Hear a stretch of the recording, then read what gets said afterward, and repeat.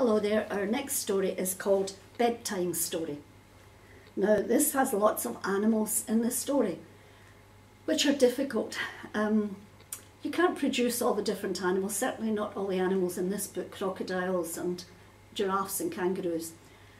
All we can do is give the child some sensory experience of the animal, perhaps the touch, something that feels a little bit like the touch, or in actual fact it's not the animals that are described so much in the story as the animals' beds, so we can give some impression of that.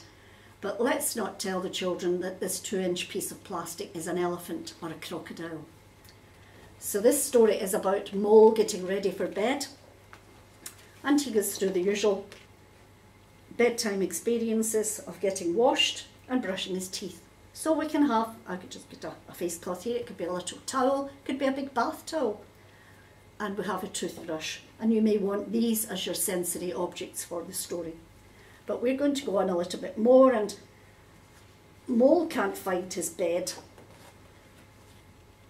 and he finds one, and he jumps in and said, "This isn't my bed, it's insy wincy teeny weeny.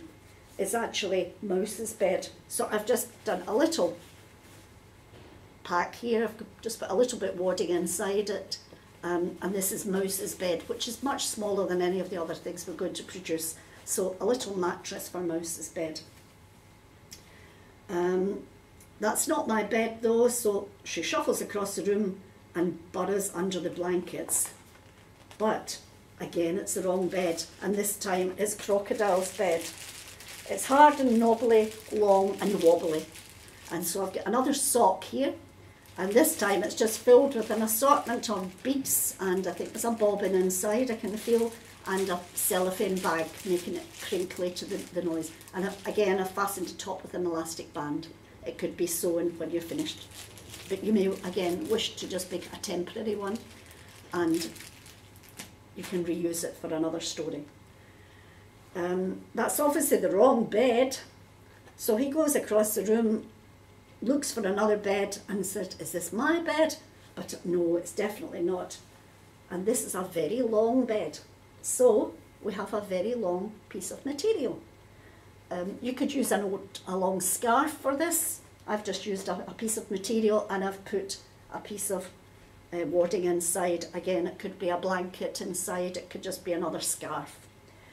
Something long, but you're obviously going to give your child this experience of length. It's much bigger than the little Mouse's bed, or for that matter the crocodile's bed. This is a very long bed, and that's, whose bed was that? The giraffe's bed. "Oh, there's my bed," he said, and crept across the room and clambered under the eiderdown. But oh no, this was a bouncy bed this time. Listen to it bounce as he bounces on the bed. And again, wonderful socks. This is a pink one, and it has a Coke bottle inside. You can see the outline of the Coke bottle empty to give this crackling sound. And that's the bed for the kangaroo. Mole hopped off the bed and popped through the door. "Ah, there's my bed." And here we are, here we have his bed, and we can go right inside, our arm can go right inside it. It's soft, it's fleecy, it's cosy, and that's a lovely little bed for Mole. So there we are, we've had some tactile experiences, we've certainly had some sound, we've had the length of the mattress for the giraffe. So quite a few experiences in the one story. Again, too many to use all at once, but you could choose which ones you want to replicate. And they all came into Bedtime Story.